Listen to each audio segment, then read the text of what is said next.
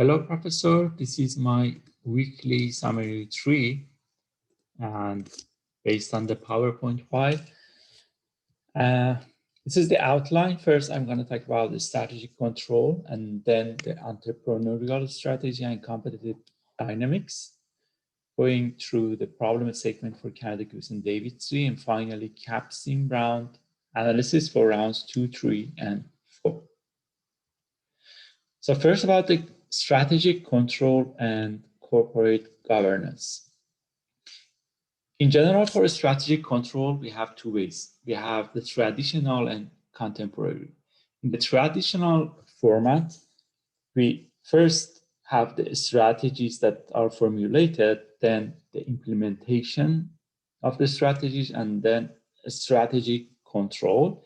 And they call it single loop learning, because during this process, nothing special, nothing is double checked, and every the performance of predetermined goals are evaluated. And in traditional format, the objectives can be measured with certainty. Actually, in a business environment, that objectives can be measured with certainty, and the environment is stable and relatively simple, and there is little need for complex measures of performance. Under these circumstances, you can have the traditional model and single loop learning, and everything is crystal clear, nothing special is not gonna happen, and everything is simple and normal and usual. But in the contemporary format, the context becomes more volatile and more control is required. So two basic controls are informational and behavioral, and they evaluate the formulated strategies, the implemented and strategic control, and all of these three are related in contemporary model. So in informational control, there are issues. The issue is that you have to continuously scan and monitor the internal and the external data and information that come to the company. And the main characteristic of informational control in contemporary model is double loop learning. It means that evaluation, setting performance, checking performance, how the company is doing, how the numbers are going, how the employees are doing, everything is being checked and monitored and controlled continuously. Because in this model, which is more dynamic, you can see that you consider the changes that are happening in the external environment, fast changes. And the advantages of having the contemporary model with the informational control is that the time lags are shortened and the changes are detected earlier, and speed and flexibility of response is enhanced. So in this model, you can be so fast in responding to the changes in the market, changes in the demand, changes to the competitors' activities. So for behavioral control, you are focused on doing things right. And this doing things right influences the actions of employees. So in this model, we have three main elements. We have boundaries, culture, and rewards. So in culture, organizational culture shares the values of the organization, gives a shape to the way that the organization is going to behave, the employee is going to behave. And all the structure and control systems are based on the culture. And when we go to the rewards should be fair and equitable, and recognition should also be there, because one of the drawbacks of focusing on just rewards is that not all employees get encouraged and compensated through rewards. Many of them should be recognized and should be rewarded. Just the employee of the month would do a lot better for some employees than getting rewarded with money and financially. And also the boundaries element, the boundaries are used for focusing on strategic priorities to make sure that employees are aligned with the firm's strategy. The boundaries prevent any waste and do the main and put the main focus on what should be done. An example of culture and the way pictures and knowing the customers affects people is the Ritz-Carlton case. But before Ritz-Carlton, in a study, the radiologist that did the usual report, when they showed the picture of people who they interpreted their data and their analysis, when they saw the picture of the patients, the report length increased by 29%. And on the other hand, the accuracy of the interpretation increased by 46%. It shows that the simple picture could make a huge difference. And the same happened for Ritz-Carlton hotels. So they always, for 15 minutes every day, the employees have the plan to share the experiences, the good experiences with the employees, how they manage the situation, what are their good experiences, how the customer complimented them. So the Ritz-Carlton is a good example of how culture could make things different. Going to the corporate governance. Corporate governance is analyzing and seeing how the relationship between the BOD, board of directors, the management team, and shareholders work. So basically, the BOD, board of directors, are like a hinge between the shareholders and the management team. So they connect all of them together. In this situation, always the problem happens, and it's called the agency theory. So in a famous case of Enron, the opportunistic view happens. So the governance mechanisms can minimize the potential for managers to act opportunistically. How does it happen? So in case of Enron in 2000, what happened was one of the main management team, one of the members, could easily play with numbers, because when you are in the C-suite and you're in the management team, you might act against the shareholders and the stakeholders of the company to have more profit, which is against the main strategy of the firm. So the BOD, board of directors, should take care of this situation and always check on the management team, because the shareholders' values should be taken into account and consideration.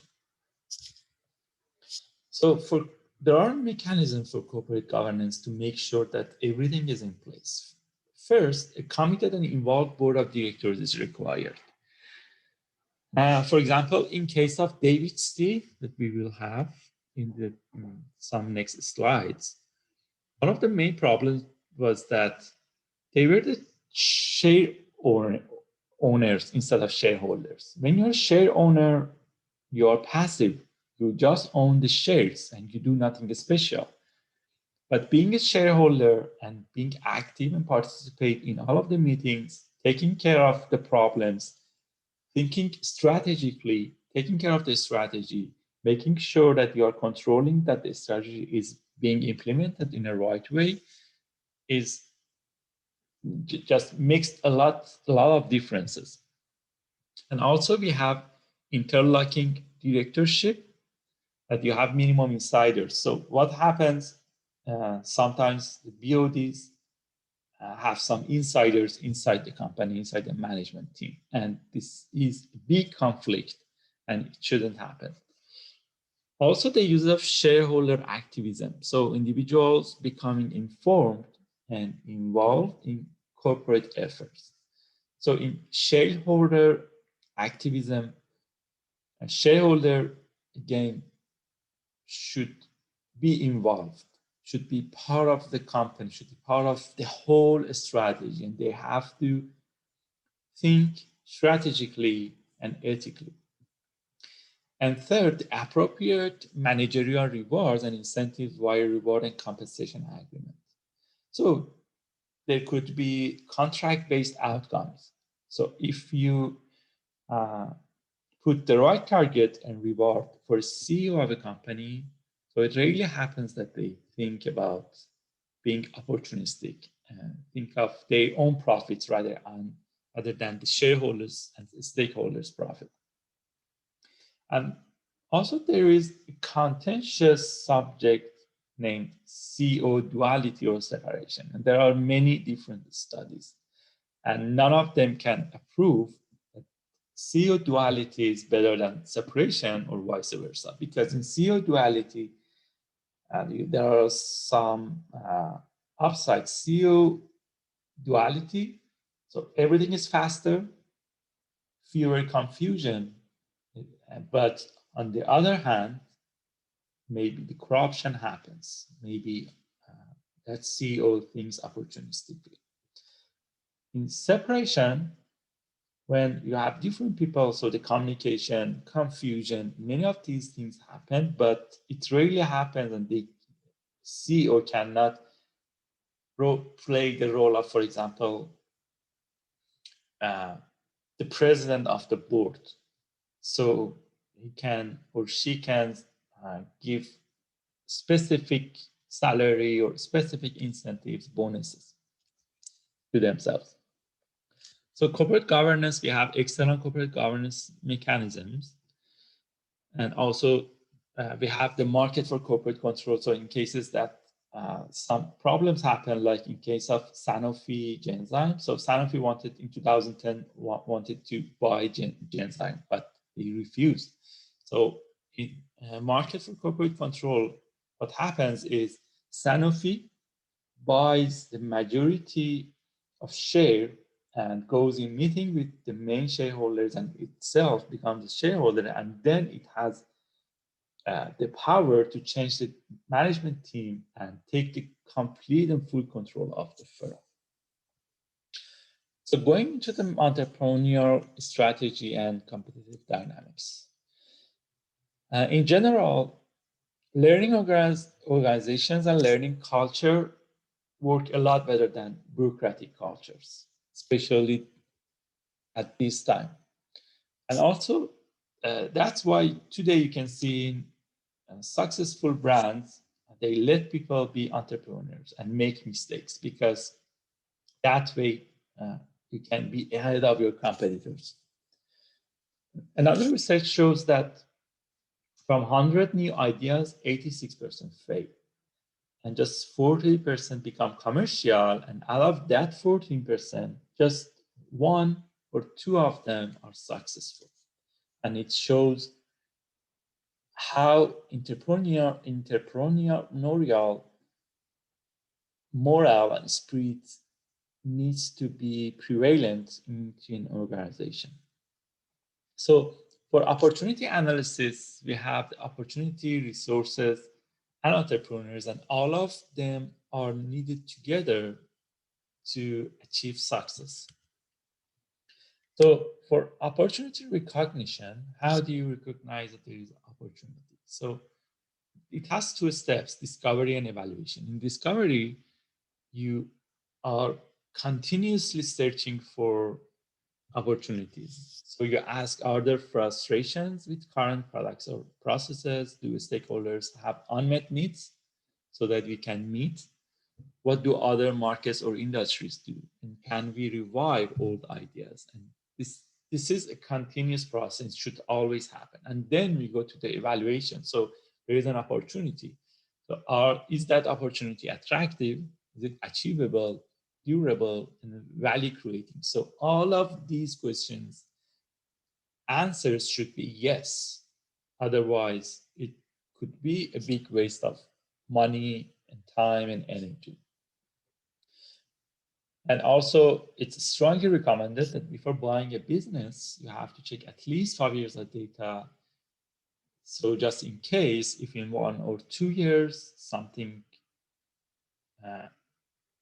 abnormal happened, you can know and understand and estimate, okay, this is what might happen. And based on that, you can decide. So for entrepreneurial resources, we have 4 different resources. We have financial resources. And for example, we can do crowdfunding. We can have angel investors or VCs. And it's recommended that do not give more than 49% share to VCs so that they stay active on your company and manage your company. At the end, when everything is in place, you can buy back the share and have the full control of your company. And also for human capital, you always have to hire nice people that are manageable, regardless. And for social capital, technology is social capital, and it's one of the best capitals that you can use in most cases. And also government resources, and you can never rely on government resources because they are so sluggish, they are not fast, there are lots of problems, and you could lose a lot working with government resources. And then going through entrepreneurial leadership. Entrepreneurial leadership should always include vision, dedication, and drive, and commitment to excellence. And these 3 factors are inevitable. So transformational leadership is critical because in transformational leadership, vision is instilled in the body of the organization and people and teams. And a leader works with its group, and all of the skills match and all of the skills grow together. So when skills are transferable, you are a good leader. And you have to always hire people smarter than you and hire educated managers, because otherwise you will have people shorter than you, people less smart than you, and all of this happens to an organization that is a lot lower than what you are. And a transformational leader should always connect the dots and should be committed to knowing the customer. So for entrepreneurial strategy, we have to consider 3 main pillars. First is pioneering new entry. First is the entry strategy. For entry strategies, you have 3 different options. First, you have the pioneering. So you come up with a new idea. It's adaptive, and you can make a big change into the market. So you have a big chance of being successful, and you have to make money so fast and entering a market that no one has ever been, and you have a new product that is making a big difference. In imitative new entry, so you imitate already existed product, but you are really good at marketing, and you can make a big difference, and you can be very successful and get share from competitors. In adaptive new entry, so it's a mix of pioneering and imitative. So Do not imitate 100%, but at the same time, you add some new features and you do something different. Also for generic strategy, we have overall cost leadership, differentiation, and focus that we have already talked about. And also combination strategy is strongly recommended, as it has been mentioned in the previous summaries, that the cost leadership and differentiation combined together have a lot more success than any other strategy separately. So in combination strategy, you hold down expenses by having a simpler structure. You create high value products and services by being flexible and innovative. And you offer highly specialized products or superior customer services to a niche market. So we have competitive dynamics model. In this model, the competition and the way competitors should act and what should the reactions be and how this process happens. So first we have the new competitive action, and then we have threat analysis. We don't say risk because threat causes you to take it more serious. And then motivation and capability to respond, whether you have to respond or not. Is it necessary or not? How big is that threat? And then types of competitive actions. What can you do? What actions can you do? And then likelihood of competitive reactions. And then again, going to the new competitive action. So many competitors miss the dynamics model, which leads to getting disappeared from the market, especially now that the competition is extremely high. So why you have to launch actions? Why you have to threaten your competitors or vice versa? So first, it could be growing a business, then improving the market position, capitalizing on growing demand, strengthen financial outcomes and capture profits, obtain first mover advantages, and provide an innovative new solution, or to expand production capacity. So all of these could be your motives for doing something and threatening your competitors. About the incumbents, players that already are active and strong in the market,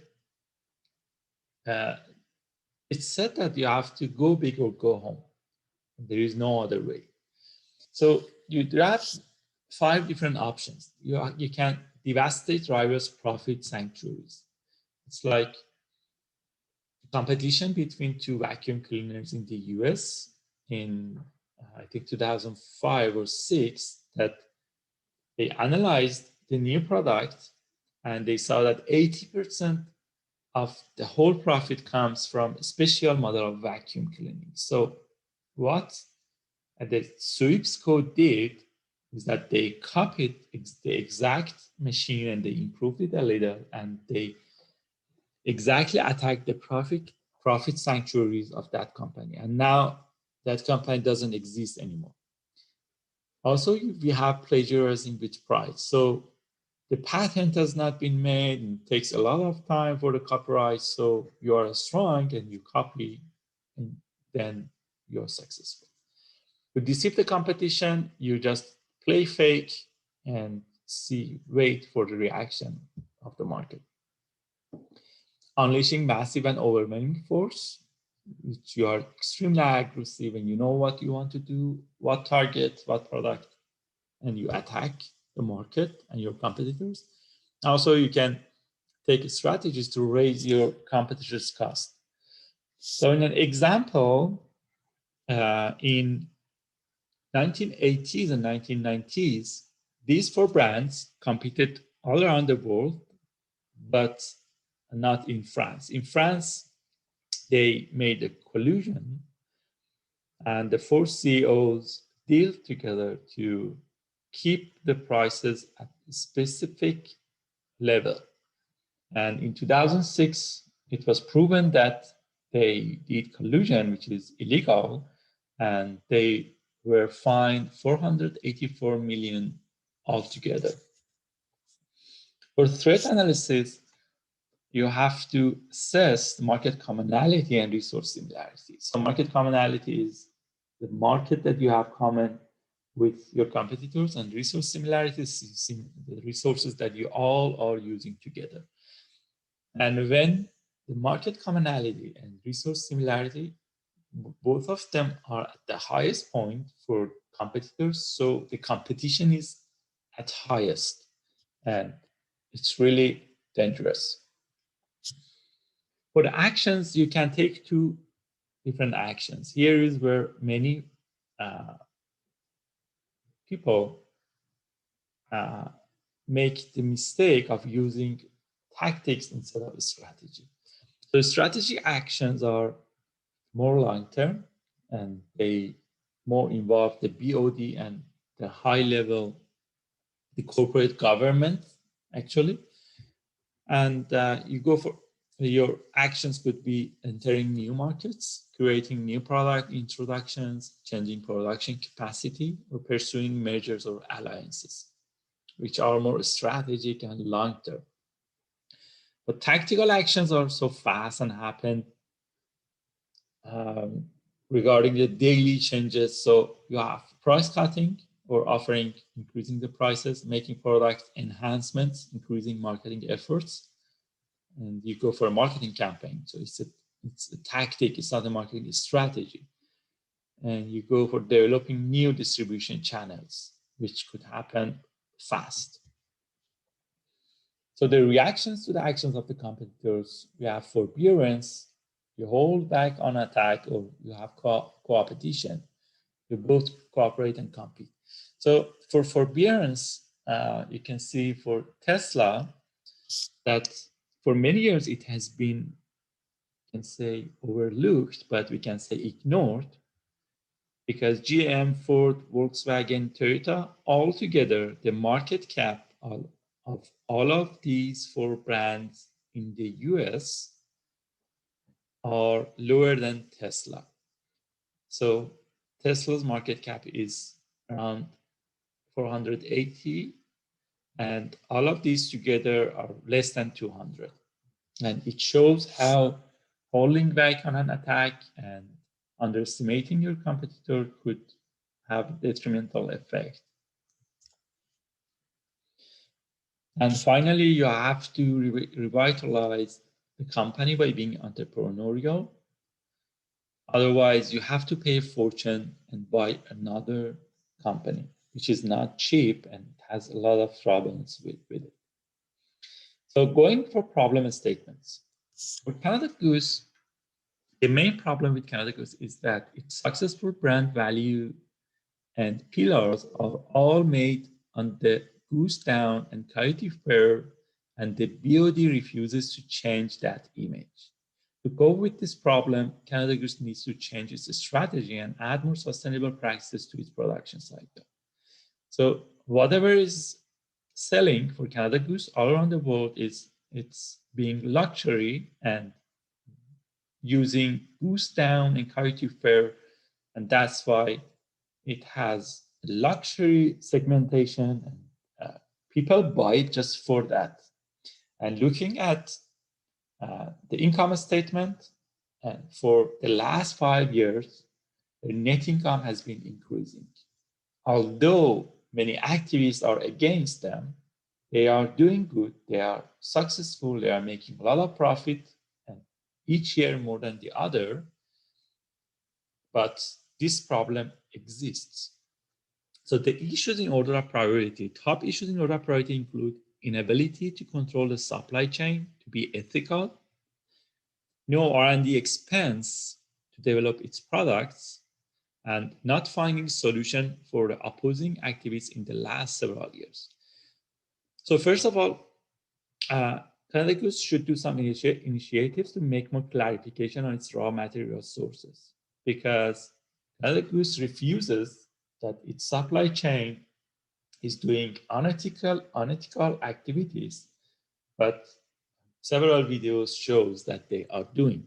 But Canada Goose cannot do anything, and they could take a major action. Also, they have to allocate budgets on its R&D to develop differentiated materials and technologies to shift to the new trends. So there are many companies working out there, selling expensive coats and jackets, but they don't use Goose Down or Coyote Fair. So the problem is when you look at the income statement of the last 5 years, there has been no R&D expense, no research and development for Canada Goose, which is a big problem again, big issue. And finding ways for dealing with international organizations to improve its public image, because there are different organizations that already are completely focused on Canada Goose. And in the long run, maybe in the next few years, Canada Goose will face a problem because this pressure is getting more and more. For David's tea, the main problem with David's tea is the ongoing challenges between the main shareholders as main shareholder, Mr. Segal, as 46%, and the rest of the BOD members, which had led to internal war and ignoring the market changes. To cope with this problem, the BOD needs to reach a consensus to find the right strategy aligned with market requirements.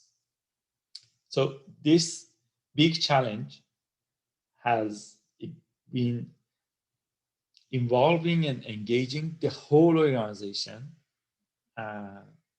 with which they have ignored many changes out there in the market. So issues in order of priority, top 5 issues include high turnover in the C-suite level, missing online purchase trend, too soon diversification to the US, incurring much cost, going public too early and using controversial short notice work scheduling practice. To alleviate the issues, David's tea should have focused on the environmental changes and adopted the right strategy to decrease C-suite turnover, because lots of turnover is the result of all of the main problem out there in the BOD level. There are lots of clashes out there, and so the C-suite turnover is high. They should have monitored and recognized market trends by C-suite members who were dissatisfied and sad about the situation. So they couldn't monitor this trend. And also they should have postponed their diversification in the US or started smaller to not incur high fixed costs in retail stores. So just working in the Canada itself, it had a lot of fixed costs and didn't let them make a lot of profit. And the CEO in 2018 was proud of being present in all of the malls around the country but one. So, and they didn't check even the income statement every year, that's how much cost they are paying, but there is no return. And also they should have waited in going public and issuing shares until reaching a stable position in the market. And surprisingly, they did it so fast, which started with a high price. And after that, up to today, it has been going down. Also, they should have taken care of their staff, followed the employment rules, and acted more ethically, because short notices of being in the shop or working is not what many companies do these days. Going to the Capsim for rounds 2, 3, and 4, first, we have a combined strategy. Although we are a niche differentiator, but at the same time, we have to have the cost leadership. So we are working on automation, we are working on HR, we are working on TQM to decrease the cost. Also, the organization is flat and decentralized because we need to differentiate. We need to be fast. Messages should be communicated easily, horizontally or vertically. And the market share exploitation. From day one, we have focused on market share. And that's why we couldn't make a lot of profit, but the price of that you have paid for market share will be paid off, hopefully for the next half of the competition. And also, it's really important for us to make entry hard for new competitors.